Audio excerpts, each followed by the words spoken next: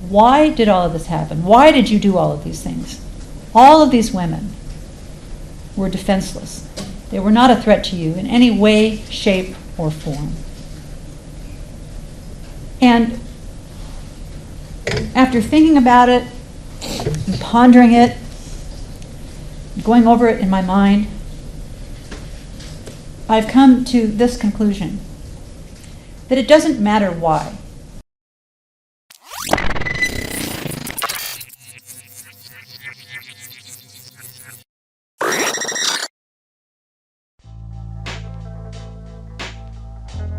On November 20th, 1988, 30-year-old Enietra Washington was on the way to a friend's house when a polite, well-groomed man stopped his car and offered her a ride. At first, she declined, but as he pushed on trying to convince her, she started to feel bad for the man and got into the car. The man started driving in the opposite direction of her friend's house, explaining that he had to swing by his uncle's home to pick up some money. After the stop, the ride continued, and the man said something she wasn't able to hear. She looked down and noticed blood flowing from her chest. Washington struggled to remain conscious as the man forced himself on her.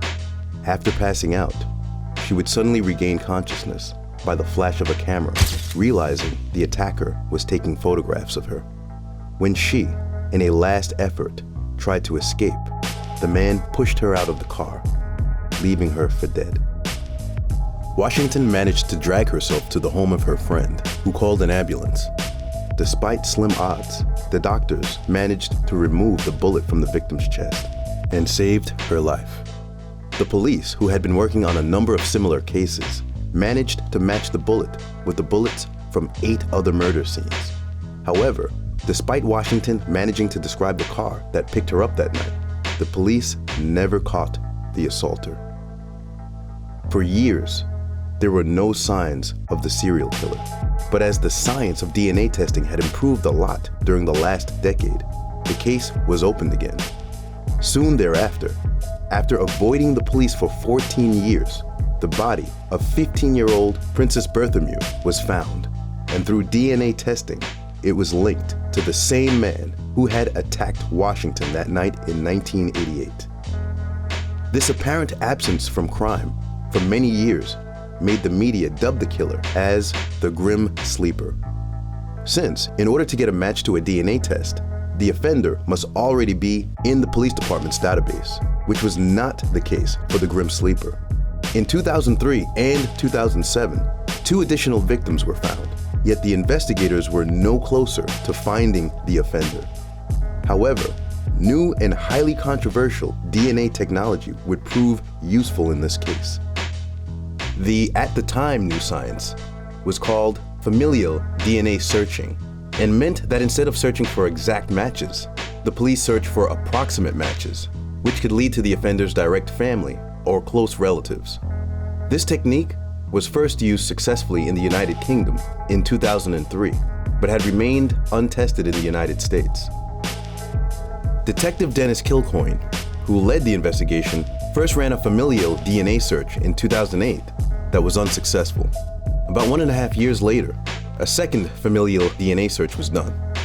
And this time they found an approximate match in Christopher Franklin Jr., who had been convicted of a felony weapons charge.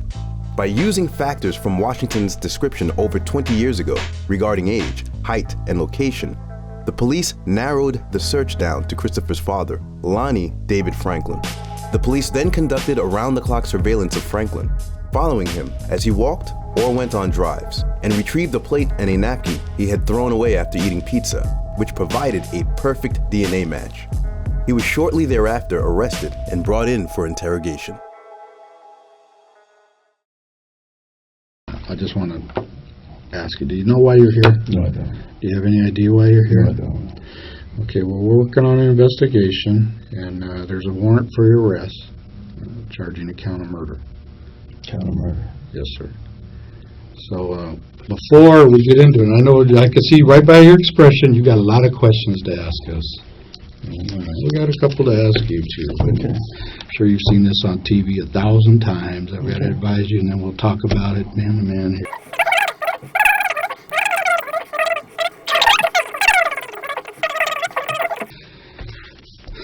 We have been investigating a murder that occurred in 2007. Okay? And it involves a young lady. And I'm going to ask you, show you a photograph of this young lady and see if you recognize her.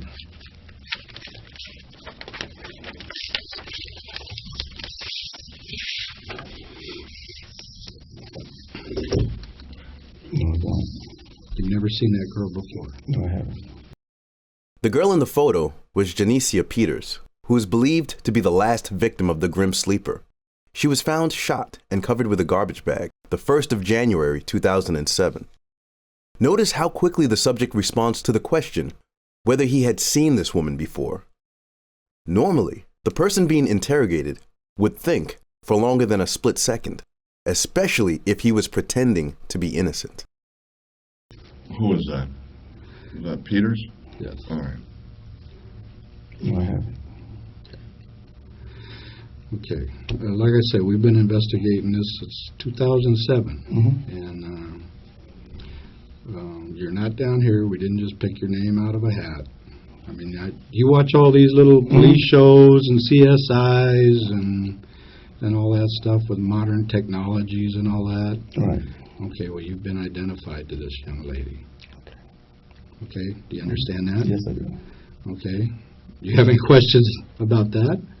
Why would you be identified? I don't know. I don't know. I know a lot of people, but I don't know her. Okay.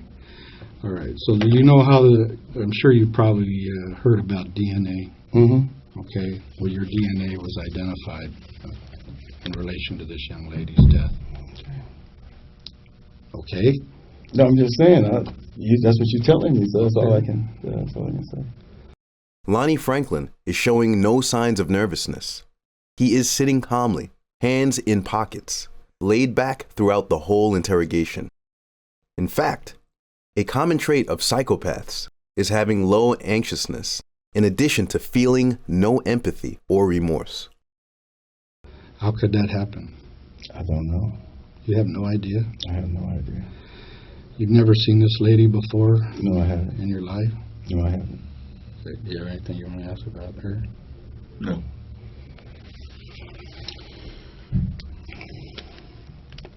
Okay, in 2003, this young lady was found killed. Have you ever seen her?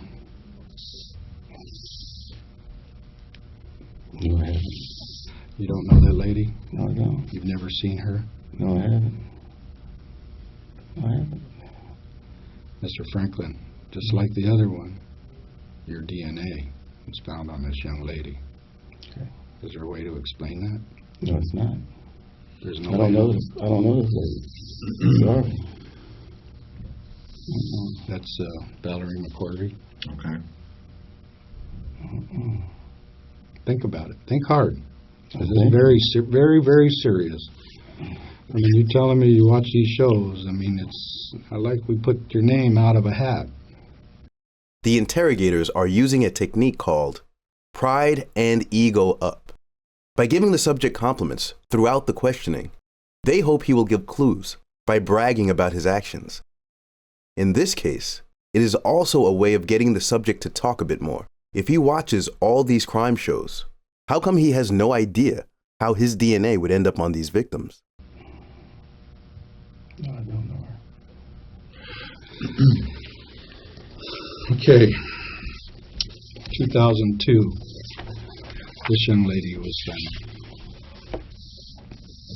Do you recognize her? No, I don't. Princess. I don't. Never seen her before? Mm-mm. Mr. Franklin, we're both old guys. Right. Okay? Yeah. And I'm sitting here and you know, I'm ready to answer questions of you. Right. I'm being upfront with you. And by you telling me that you don't know these people or don't know any way that your DNA got on their bodies, No. you're insulting my intelligence. Again, trying to get the subject to open up. I'm sorry, I don't know. I do not know. Okay? In 1988, This young lady, Alicia Alexander,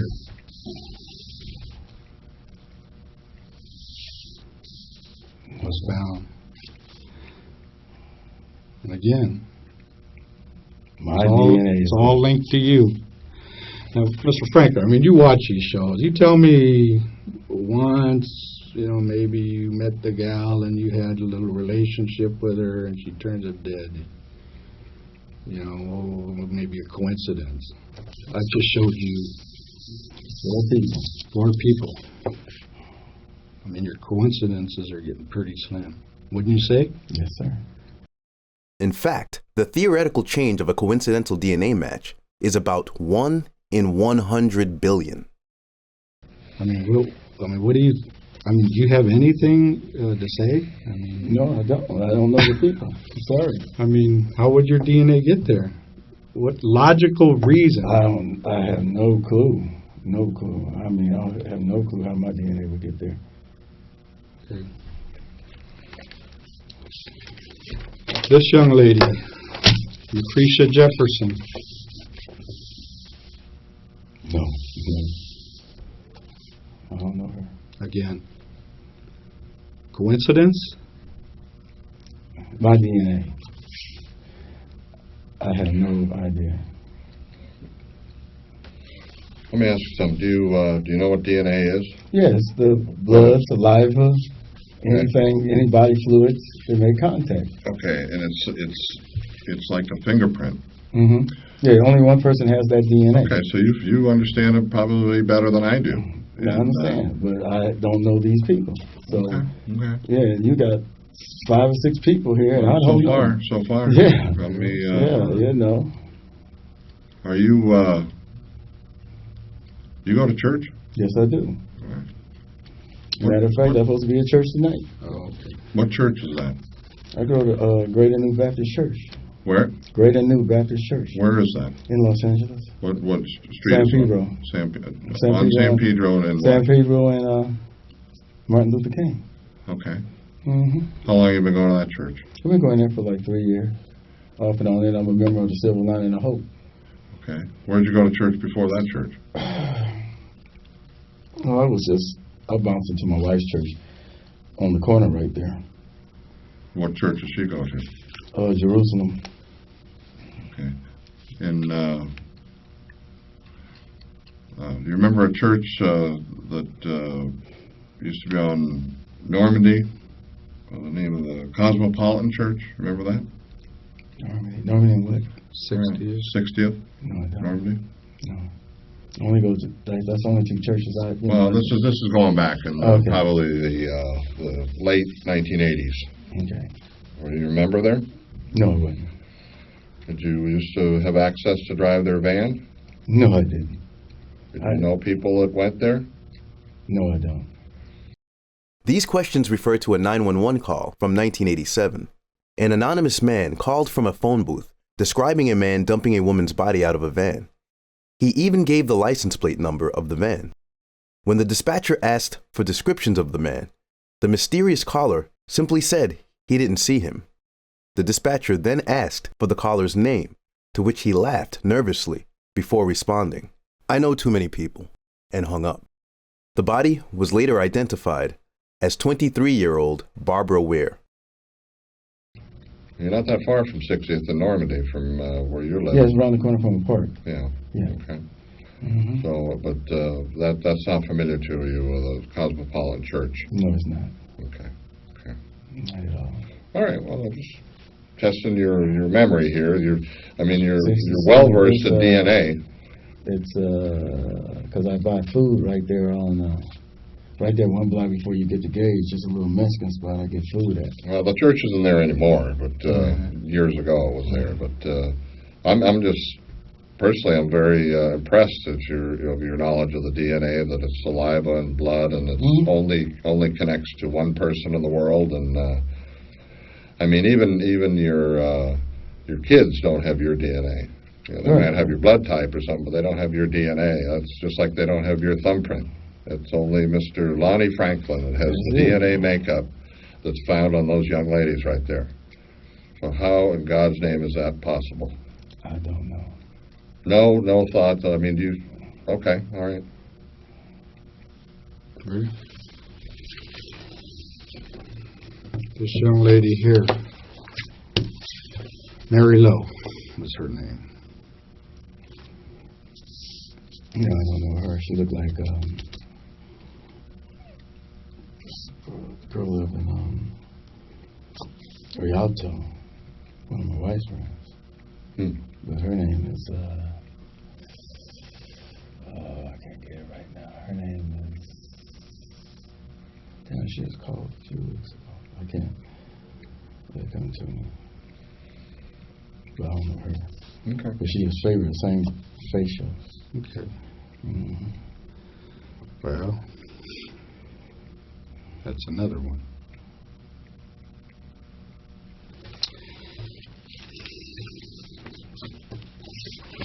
This young lady here, her name was Bernita Sparks. Wow, she looked heavy set. Why? No, I just said she looked fat. Hmm. Yeah, no. Okay. You ever own any weapons? In total, the police found 10 guns in Franklin's home. One of the guns, the .25 caliber semi-automatic handgun, became key evidence in the trial and was believed to have been used to shoot Janicia Peters, the last victim of the Grim Sleeper.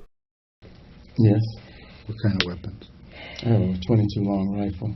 Mm-hmm. Mm-hmm. What else? 38 revolver. Okay. What else?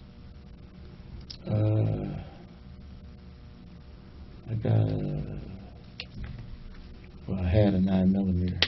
9mm? Mm-hmm. Okay. Any other handgun?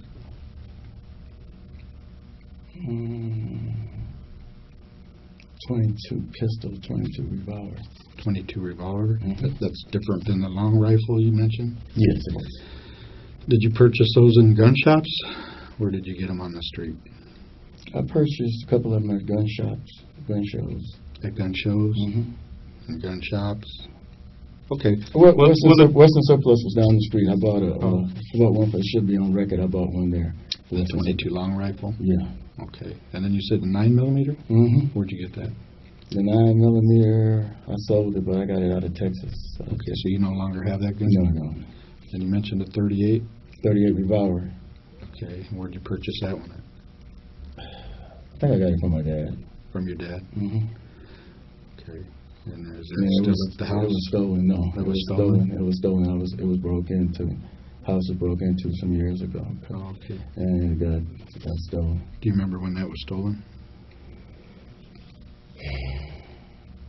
She stole the car in '88, but they broke into the house in '91. 91. Mm. And that's a 38 revolver? I lost two guns. Okay, what was the other gun? A 22 pistol. The 22 pistol. That's different from the long one. Right. You're talking about the revolver. Right. It was a little. You can sit right here in your pocket. Yeah, 22 revolver. And the 22 long rifle, that's, what, a semi?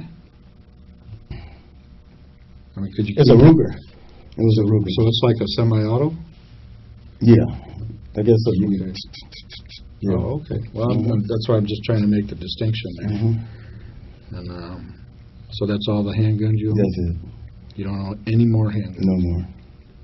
What about that 25 caliber there in your closet? 25 caliber. What is it, a rifle? No. 25 caliber. It's a 25 caliber. A pistol. Mm-hmm. Yeah, that's not mine. It's not? No, that's my brother-in-law's. Delroy Lino. He has two. I have two things of his. He got evicted. We just picked up his stuff last week. What was the other thing you got? What? What was the other thing that you got? You said you picked up two things? Oh, the shotgun. Where is that at in the house? That was in my closet. In the same closet? Mm-hmm. Okay. You don't own any other handguns? No.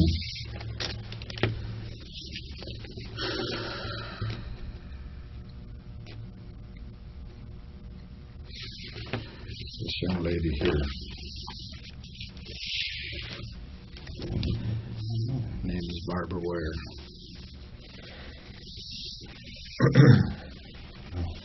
Never saw her before. No, nothing about it. Nothing about it.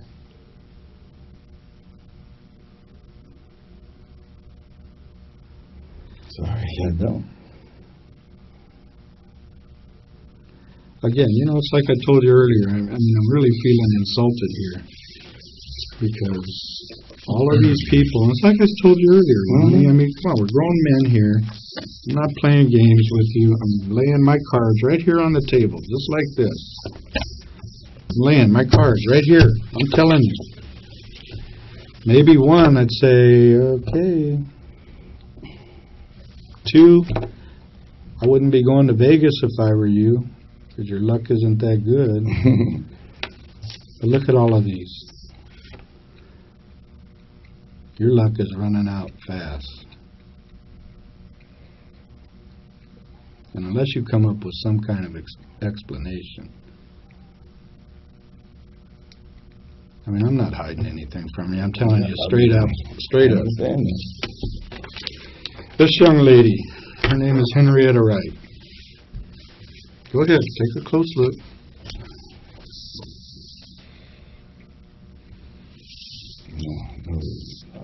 No recollection at all. No recollection, or you just don't? I don't know her. I don't know her. But ugly, I don't know her. So, What? but ugly, I don't know her. Sorry, I don't know her.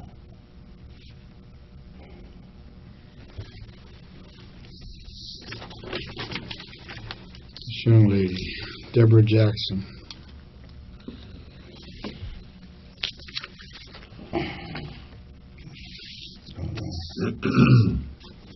So if I told you you were connected to the deaths of all of these ladies, who do you think Detective Kilcoyne and I would be sitting here looking at? Huh? You don't know who we'd be looking at? Oh, okay. You looking at me? You looking at me? I mean, do you agree? Yeah, I agree with you. I agree with you on that. Yes. I mean, all of these people that you say you don't know, through scientific evidence, are all pointing the finger at Lonnie David Franklin Jr. Sit there and look at their faces, all staring at you, pointing that finger at you. Don't insult my intelligence. Please don't insult. I'm gray-haired. I'm going bald. I'm getting close to the end here. I've done this a lot, okay? Just like you. You've been around. I respect your experience. You're probably the best mechanic there is out there. You're good at what you do. And we've been doing this for a long time, too. You wouldn't be here if we weren't absolutely convinced that you did this to these young ladies. Give me an explanation. I have no explanation to give you for something I didn't do. So you're just saying you just got a run of bad luck? No, I'm not saying I had a run of bad nothing. I don't know these people. That you're connected to them?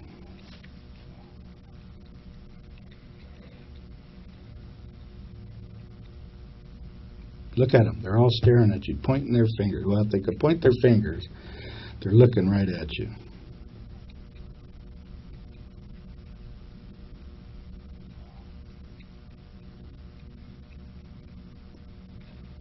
There's my cards. There's my deck right there. Yeah. I think my hand's a lot better than yours right now, Lonnie.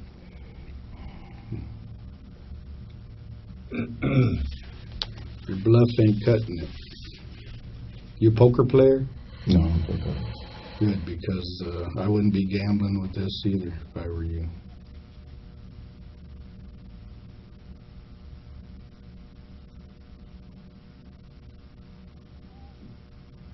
Mr. Franklin, you have a major problem today.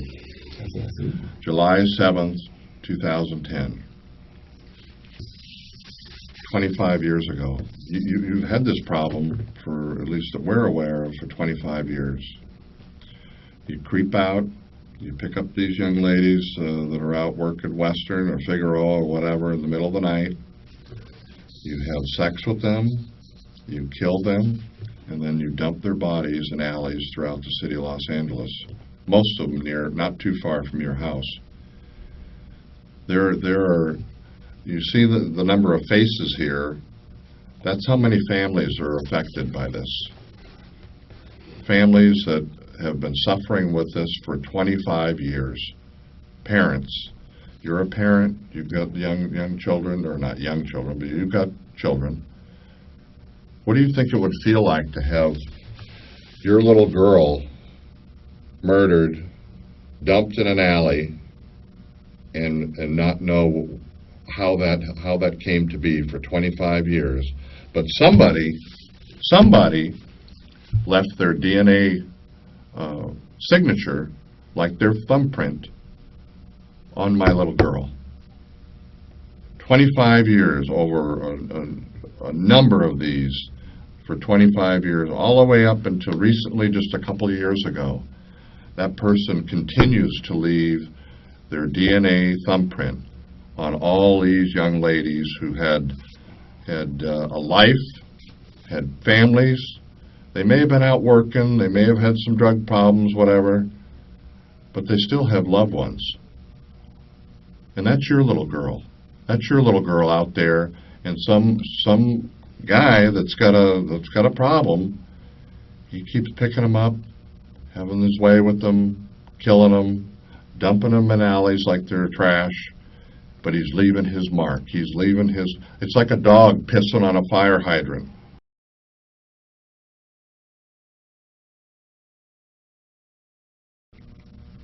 I haven't killed anybody, so I'm not even tripping on that.